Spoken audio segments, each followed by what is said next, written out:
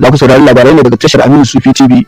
A masana'anta ta Kannywood za ku ji yadda Ladin Sima take magantuwa wajen abokan aikinta ko ta kafa ta sada zumunta bayan wata cewar inda ta fara aikin sana'ar da a taɓa ɗaukar naira 50,000 ko 30,000 ko 20,000 an bata ba, sai a bata naira 2,000, 3,000, 5,000 bayan ta kammala aikin, wanda hakan ba abin da za ta iya tsinanawa a rayuwarta. A wata shira da BBC suka yi da Ladin Sima da abokan sana'arta kamar su Aminu Esbono da kuma Falalu Ɗaurayi duk sun bi fatan sada zumunta suna karyata hakan, don cewar shi Aminu aiki da ya na ƙarshe da ita ya taɓa ɗaukar naira 40,000 na bata. Shi ko Aminu Esbono ya ce giftawa ta a wani aiki inda ta kawai aka ji ya dauki naira 20,000 ya bata, sannan kuma tun ya haɗa ka sun mallaka mata gida a Maidile, hijini ta bakin Aminu Esbono. Shi ko Falalu Ɗaurayi ya ce ya yi aikin da ya dauki naira 20,000 shi ma ya bata. Ladin Sima dai tana ta magantuwa bisa wannan kalma ta da ta furta, sai dai kuma Naziru Sarkin Waka ya fito ya ce magana ta fa haka ne. Su dai sai Aminu Esbono da shi Aluminium gaskiya wannan magana sun san da ita, inda yake cewa shi a gabansa ake haka kuma yana ganin yadda ake yi